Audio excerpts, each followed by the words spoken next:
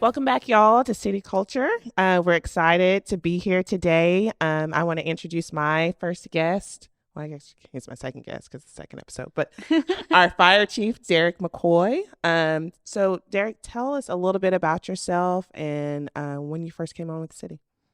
Let's see. I've been in the fire service since 1998. I came here in 2019, October 2019. Time's flown for sure.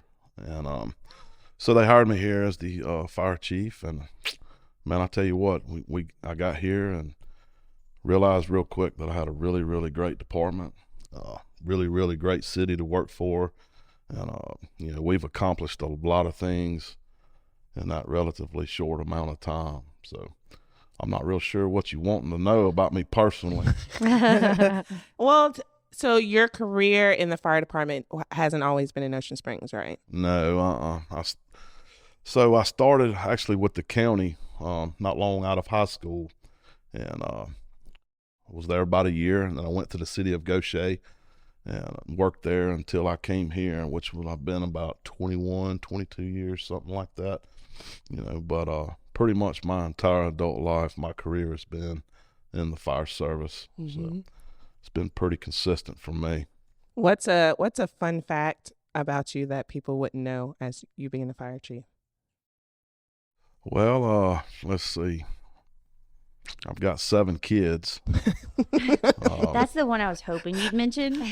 That's not the one I thought he was going to say.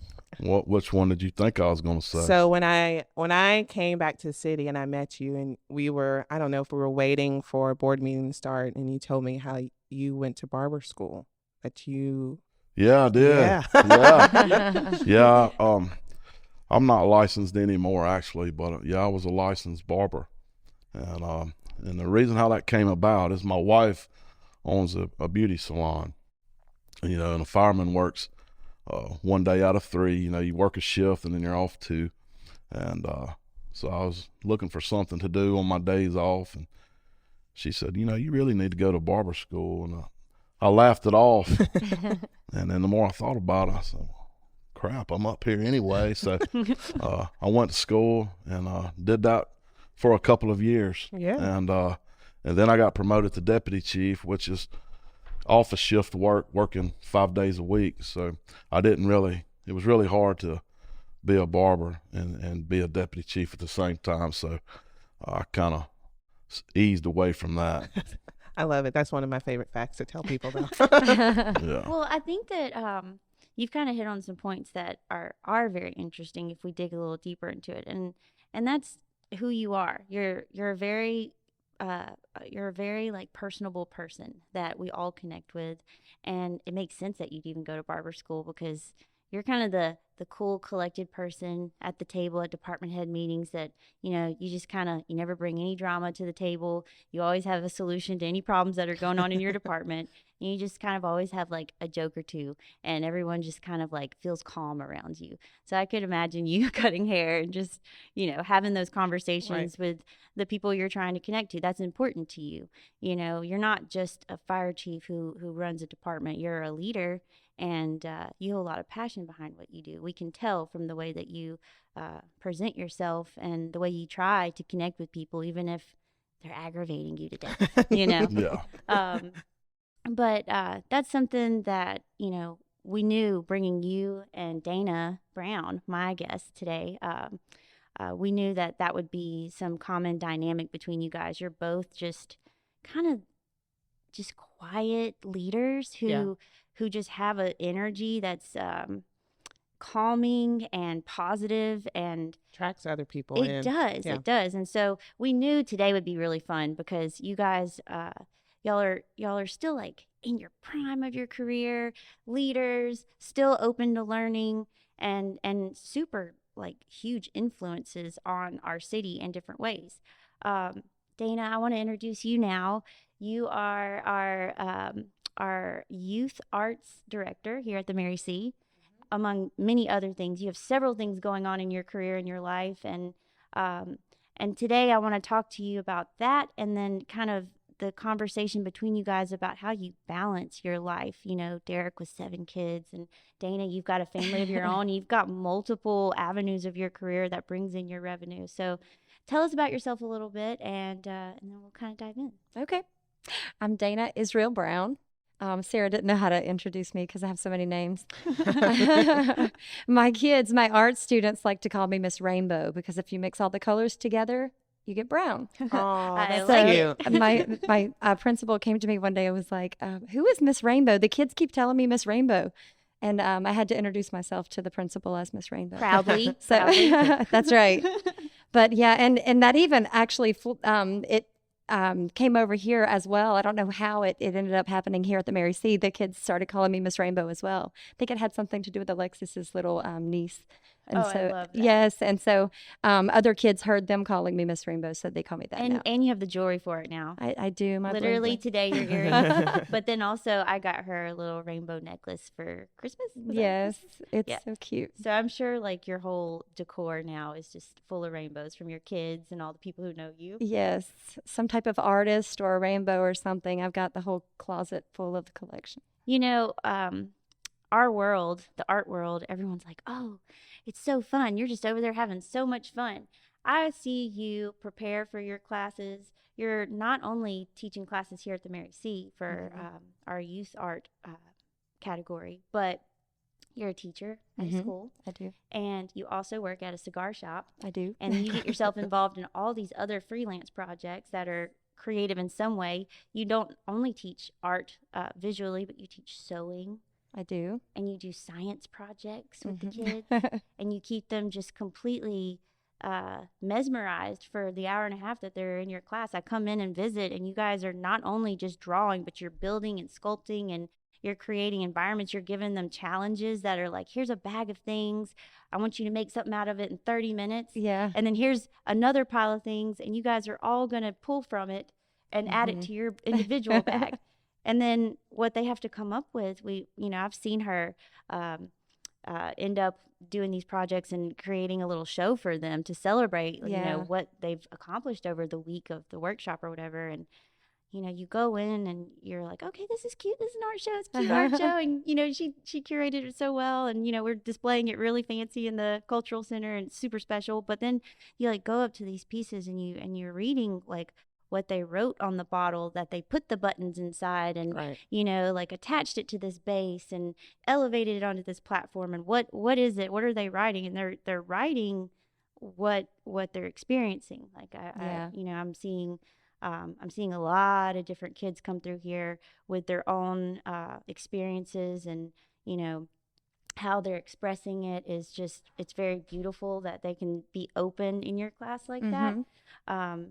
So I want you to give us a little bit of insight into the reality of teaching children and the preparation that happens, and what you what comes out of all of it, what you see in them that comes out of it. Yeah, I think that the reason why I love my job so much, teaching art to children, is because a lot of kids they have this huge imagination, and they just don't know exactly how to I guess let all those thoughts out. And to me, I like to teach them the techniques of how to either bring it out on paper or bring it out in creating or sculpting or folding paper, or however they could express what it is that's going on in their head. And that's why I give them the challenge where I put a whole bunch of stuff in a bag and I'm like, okay, it's just a bunch of random stuff, see what kind of things that you can make. And everybody's are different. And it's crazy how different kids' brains think about how they can put together the same materials, but they're all different sculptures. And yeah. So to me, I think that's my favorite part of it is getting the kids' minds to just have to think about how they're going to do this challenge, I think, Derek, you could relate to that in your own department, really. You've got a whole team of people that you guys have your daily jobs, but then the city also calls on y'all for different things. It's not just putting out fires and training to put out fires. You guys help with all kinds of things. Whatever's going on, departments end up kind of, overlapping and trying to help each other out to get through the event or to get through the parade or whatever it is.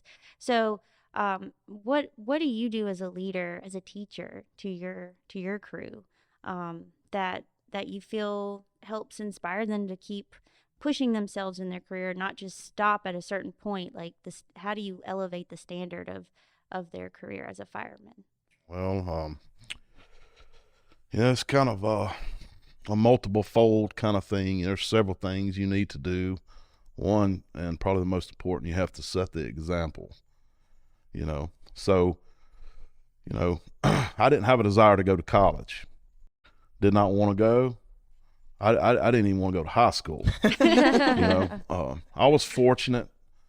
I knew what I wanted to do at a very young age, and it kept me out of trouble actually, because I knew, well, if I got in trouble, it would, I wouldn't be able to be what I wanted to be.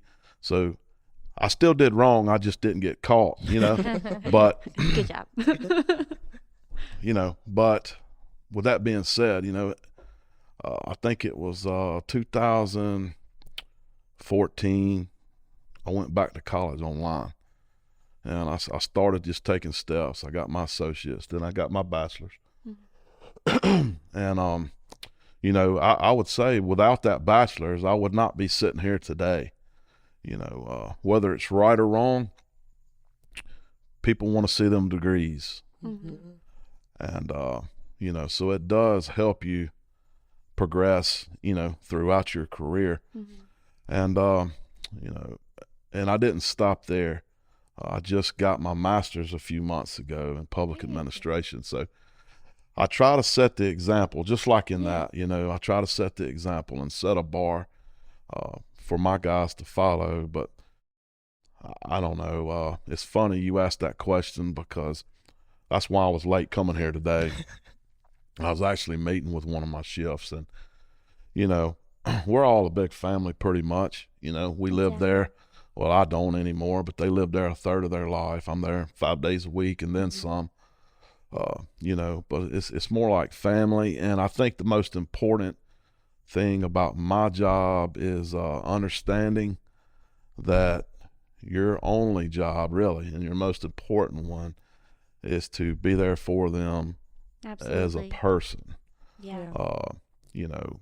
Ordering 2 new fire trucks, building training centers, all this monetary, financial things, administrative things. None of that matters. if they don't believe that I'm there for them on a personal level, absolutely, then I really don't have anything. So I try to focus on that. Now I'll stray from it.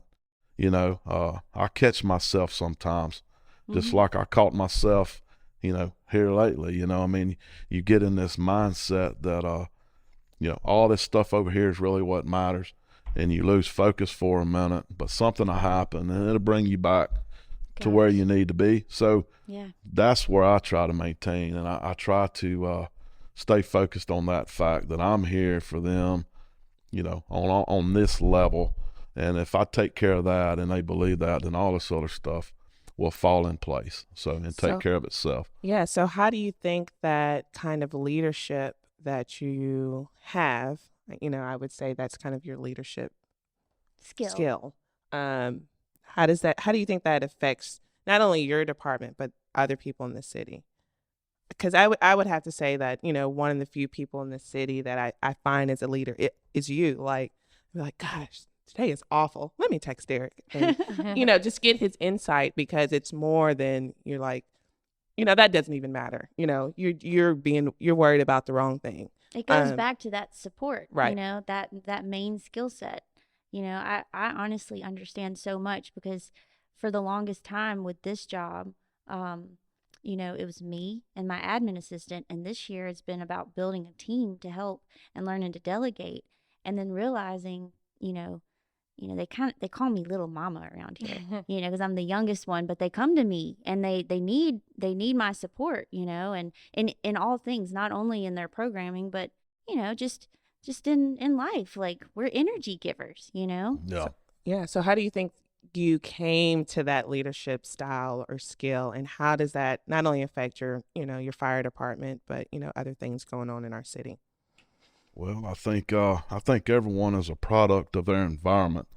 and how they learn from it, or how they choose to learn from it. You know, like I said, I believe I was fortunate in to work for the city that I worked for so long, because it showed me a lot of things that I don't think I would have learned anywhere else. Number one, I learned how to do more with less.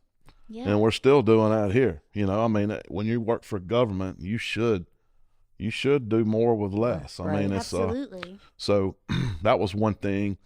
Also, I think I'm gonna try to say this tactfully, but you know, everybody works for people that you don't agree with. You know, really, when you get down to a leader, a good leader, I think their foundation is based on good moral, ethical principles. Now, that doesn't say we're perfect. Right. We're going to make mistakes. We're going to do dumb stuff from time to time. But everybody has found themselves in some point in their career to where they're working for a person with the exact opposite, right? Their principles, everything is in your mind is not where they should be. So you either become like them or you learn from them. And I found myself working for some people like that through the years, and I choose to learn from them. It's probably not the best media to share it on, but you know, Ooh. yeah, Yeah, I like that. But you know, I have reminders, right? You know, I have reminders, and when I sit in my office, I can look at a certain place in my office, and there's a reminder.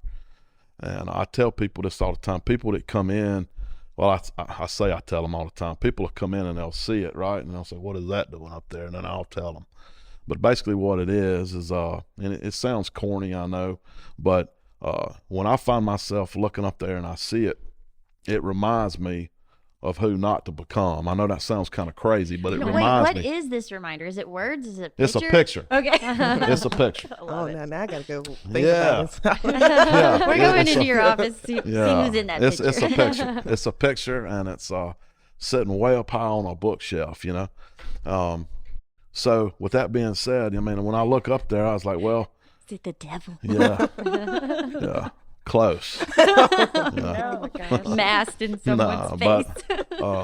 But you know, like when you work for people like that, I really do. I really try to see the good in everything. I try to find the positive in it. My wife will tell you the same thing.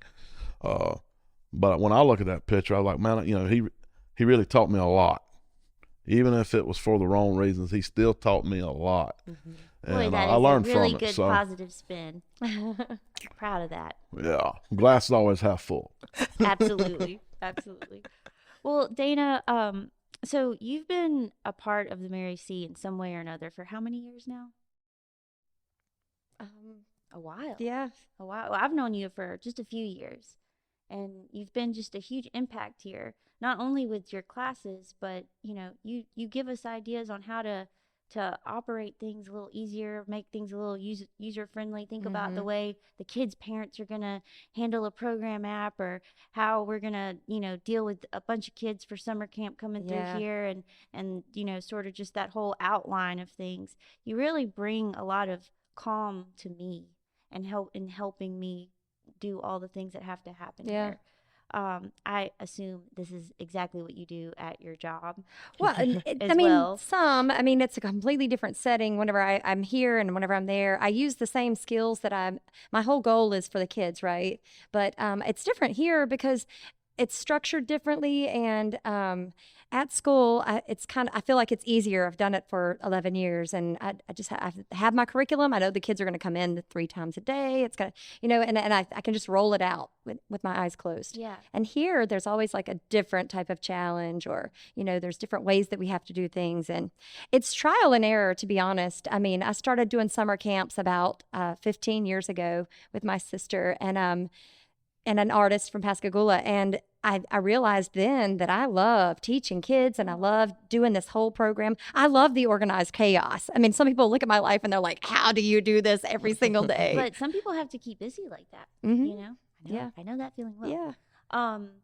So with with your classes, are you trying to bring something individual to each class, or are you building up to something that's sort of like the bigger message Are you behind talking about here at the Mary C or in all of my classes all in of them? general? Yeah. I think, like I said earlier, my ultimate goal is to teach kids skills that they didn't have or that they didn't realize that they had. And maybe they did realize that they have had them. And I'm just kind of like pulling it out more and teaching them, this is a better way to do this. Or let me show you how cool it looks whenever you add this to it. Or, and that's just my goal is to make them better at being creatives. And we're learning that children have different needs. Mhm. They're all individuals. And you're dealing with children who, may have a little bit of autism or a little bit of ADHD or depression or all the things that are becoming a topic these days. They're Yes. learning about it from, the internet or just the way conversations happen now. So how do you balance that? That's a huge responsibility. You're also going back to school at this state in your career. Yes. And, that's a lot to balance. You're growing, you're teaching these kids how to grow. You're dealing with a lot of different modern things that are brought to the table as a teacher. So, can you give us a little insight into that? I was asking myself that same question just yesterday. I don't know who it was I was talking to, maybe my husband, but yes, I have got a full plate right now. And I think the only thing that actually keeps me going and keeps me focused is that there's no way that I can't turn around. I can't go the other way. It's your Right. passion. Right. It's my passion. I've got to finish and I got to finish strong and I've got to, I want to be much bigger than what I am right now, meaning not that I'm not giving already, but I feel like there's so much more of me that I could be giving, that I want to do. That's a really wonderful goal and thing to have instilled inside of you. When you don't have that, you're not working towards anything in your life, and you're not thriving if you don't have that. Yeah. So, you've got family, different careers, all these different individual kids that you have relationships with, relationships with these adults that you're dealing with in your school and the cultural center.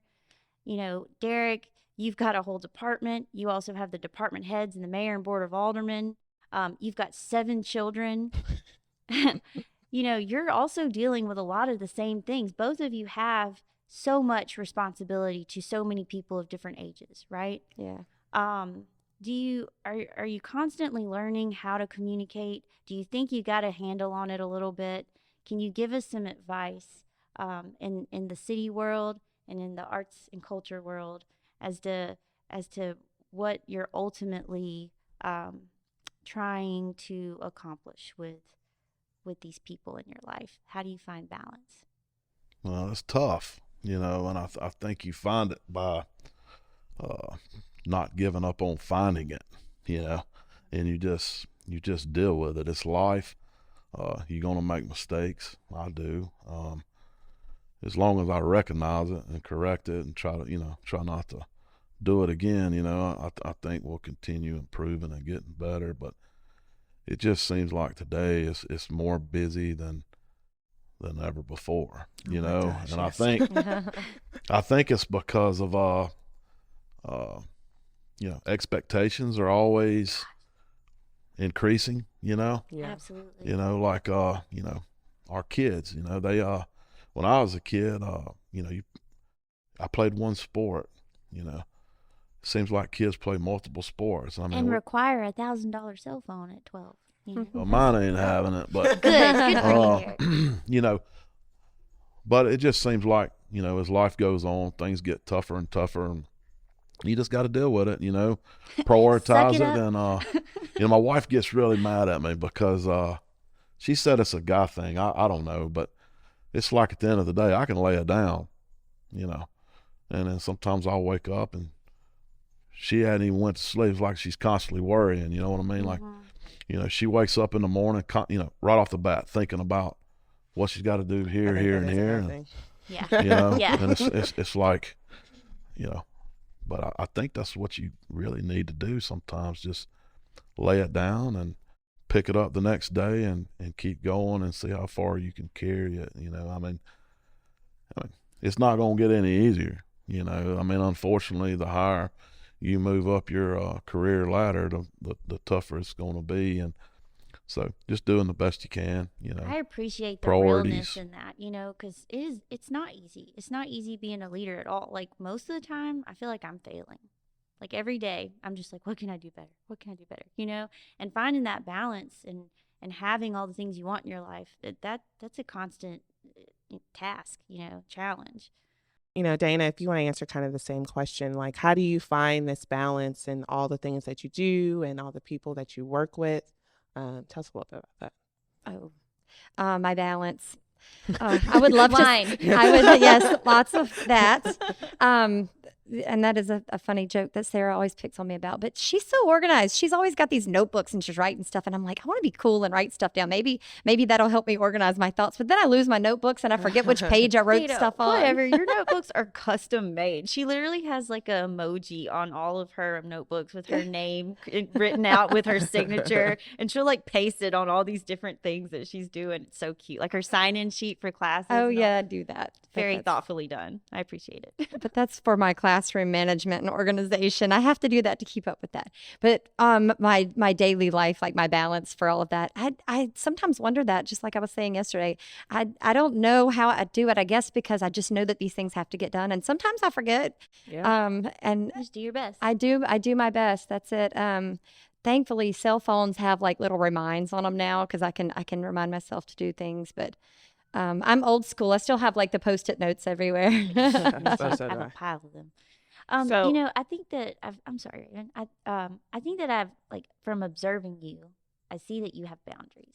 You kind of compartmentalize, and you have your boundaries, and you do things when they're supposed to be done. Mhm. You know, and I think that that's how you just get so much done throughout your day. You know, I literally watch you not only prepare for a class, but you'll end up like decorating the class for the theme of it and making all these props and you know and putting the promotion together for it to get people to join in, and it's a lot of preparation and a lot of heart put into it and a lot of hard work and imagination, and it's just kind of incredible. Like, you know, I always talk about this building and like what we're doing in this building and then how it relates. It definitely relates back to like what the city is doing as a team for our town, right? And like what you do inside of just a small classroom is setting a tone and creating an energy throughout this entire building. This building has an energy. This building is the reason why I came to the Mary C. And I said, Sarah, look, I'm Danea Israel. I really want to do something here. I have so much to offer. Please let me be a part of this place. I was like, please come. Come Please now. come help me. And that's what drew me to this, to us doing what we're doing right now, is because the building itself, being inside the Mary C., if anybody out there in Ocean Springs has never just stepped foot inside this building, just step in here and it makes you feel warm and at home and cultured. Well, I think that's kind of just the theme for our town, right? So, you know, we're talking about our small town charm and, you know, just feeling at home when you're here, feeling the culture, feeling so, you know, we talk about a theme for our podcast and we're talking about the bigger picture. And so how does Ocean Springs grow, whether it's you know, citywide or community or culture or art? How do you envision or how do you want to see our town grow? This question is for both of you. Go ahead. You go ahead. I think that this town is really, I love the way it's growing now. I absolutely love that we have people like you guys that are always constantly making things happen. In Ocean Springs, we've always got really cool ideas. People from all around the state and even further than that come to Ocean Springs for the things that we have to offer. And I just love being a part of that. And any ideas that I have, I'll throw them at Sarah. And if she never mentions them again, I know that it wasn't a good idea. Or I forgot. Or she forgot. But for the town, the city itself, I think that what I'm offering to them is just to help be a part of, I guess, it being a creative place for people to be able to bring their families and their kids, and that's what I have to offer, and that's what I love, you know, about whatever it was you just asked me. Sorry. I love it. What about you, Derek? Well, I mean, I think as long as you take care of the basic necessities, the basic things, like I said earlier, kind of everything else will just fall into place. Ocean Springs definitely has its own identity. It has things going for it that no other town has. I think we're definitely in a situation to where we can really see a lot of growth. As long as we stay grounded, I guess you can say. Yeah. Kind of stay to that identity, if you will, not get too far outside, and everything else will just grow on its own and grow how it needs to. We just have to do everything we can as a city and as an employee of the city to do it in the right way, and make it that place that people want to come and live and visit. Right. But we're very fortunate. We got good really schools. I mean, good People. good services, Right. good The people. hospital's good. Yeah, I mean, Yeah. we have really all the pieces in place to really, really grow here. And I mean, and you can see it. I mean, you don't have to go far to see construction For sure. somewhere, sure. So it's a really, really good time. So, with that said, Raven and I, we wanted to do this podcast to create opportunity for people to connect and to feel inspired so that they can reach out and more people can collaborate. And that's what we're doing to hopefully set an example of that. And, the guests that we bring on, we feel are doing the exact same thing. So we just want to say thank you for coming on today and sharing a little bit about yourself. We hope that the community will say hi to you when they see you and ask you questions if they have them, and just feel comfortable, with knowing that you guys are great human beings who we're all very lucky to have in our lives. And Thank you do so much more than run a department in a classroom. Your presence is always just a delight, and you guys are so peaceful and inviting, and we just really appreciate you for everything you do. Well, thank you. Yeah, Thank you. absolutely. Well, do y'all have questions for each other? No. I just wanted to open up the table. Yeah. I mean, because we talk about Yeah. we talked about leadership, we talked about how we think things grow in our town, and a little bit about y'all. But what motivates y'all? How can we get art into the fire department, or bring the fire department into your classroom? How can we make that connection? I connect with the fire department. How so, Danea? Whenever I do promotions for the Billfish Classic in Biloxi, and whenever they have so whenever they have leftover fish, we like to donate it to. Have you ever had fish from that was Yeah, donated? yeah, that we was have. that was me. I made that happen. You're welcome. Connection. We need to have a little song. I know. Like, I like, ding. yeah. Yes. Ding, connection. Okay, sorry. All right. That's all that I have. Yeah, I mean, I've certainly enjoyed listening, learn about you and who you are and what you do. I mean, I've enjoyed that for sure. Your boys do art projects during some of our events around here. They get the fire truck out and they put a little effort into a candy bowl and an art project. I've seen it. Yeah, I mean, we try. Y'all are adorable. Unfortunately, the fire service as a whole has really had to try to get more out there. We really do. I mean, you can't just sit in your station anymore. Yeah, you got to remember what you're fighting for. That's right. You got to get out and be seen, and number one, let the people know what their tax dollars is going to, and Yeah. so I think it's important that we get more and more active. And it also helps us too. I mean, recruitment is a real deal these days. Used to, you didn't have to recruit. Everybody wanted to be a fireman. Every little boy wanted to be a fireman at some point. It ain't like that no more. Used to, you really didn't have to do a whole lot to get people to show up and take a test and want to join your department. Now you have to work for it. You have to really get out there and work for it. So that's part of it too, getting out in the community. Absolutely. Well, so how are we on time, Ariel? Okay. So Okay, one Okay. more question. 5 minutes. So, y'all do a lot in your lives. Y'all are dealing with 7 kids. How do y'all alleviate stress? How do y'all relax? What is your go-to to like ease the stress? I go to sleep. Me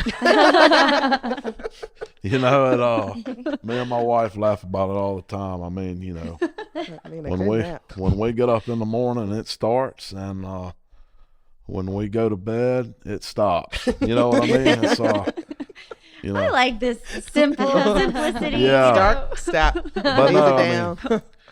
We Wish we could all be like Derek. Yeah. we try to take trips and do things that we enjoy doing. Our family is very much sports oriented. Mm-hmm. So I mean, even though it is nerve wracking sometimes, I take enjoyment out of me and my wife being together, sitting and watching, our son play baseball, or our other son play golf or football. Right. So I get enjoyment out of that. That's relaxing to me. Just honestly, just being away from work and doing stuff with the family, Yeah. But other than that, I mean, it's just living. It's just L-I-V-I-N. every day. So and then too, in the fire service, you don't ever know. I mean, my entire career, you've gotten used to being at everybody's call. You know what I mean? You can be doing one thing 1 second that's very much relaxing, and the next second, You're in a fire. it's crazy. It's chaos. So, I mean, I've spent my entire career doing that, and maybe that's how why I can just kind of lay stuff down, like I can, So I don't know. Maybe I'm just a product of my environment, like I'm saying, So, but that's how I do it. This was a very good choice bringing Derek on today. I told you he was going to be great. So good. It's like opposites. It's completely crazy. She's like, family doesn't do it for me. So. I love that. He's got 7 kids, so his life is kind of just like, I mean, I deal with kids every single day, and people wonder how I can do it, and because it's always chaotic, it's always crazy. And then I leave a school full of kids and come here to a classroom full of kids. And then I go home to go home to 2 teenagers. So the way that I relax, I think, is I chose a career that I knew from the very beginning of my life. I knew that I loved art and I loved being creative. So I chose to make a life of something that I love. So it doesn't really feel like work to me. Right. And whenever I'm at school, I do understand that it's chaotic and it is stressful at times, but doing this job is actually relaxing for me. Yeah. And I'll pour myself a glass of wine when I get home, but I mean, I don't feel like it's something where I have to go out and get massages every day because I'm so stressed out. So. Right. Well, which would be nice. I mean, if it was offered. Yeah. And if it was free. Yeah, for free. Well, I think that's wonderful, Dana and Derek. You guys have very good points. You're at different points in your life a little bit. You have a little bit different situations, but at the end of the day, it's really just about what you can handle, maintaining. That's right. And you're smart to have those boundaries and to know what you can handle. And just say, that's it for the day. We're done. Lay it down. Lay it down. Gotta turn it off. Well, cool. I think that's it. I think that was a really great podcast. Well, thank y'all for being here. Hey, thank you. Thank you. Yeah, I enjoyed it. Do you feel like yes. you learned anything, or it was a good experience for you? It was a great experience. Good. I knew you were a little nervous, so I'm so glad you just came and opened up. Oh, well, good. Everyone's going to love you. Good. We love you. Dana and Derek. Dana and Derek. Yeah, we might have a spinoff. Double D. Wait. Maybe I should have said that. Yeah. Cut that out, Jen.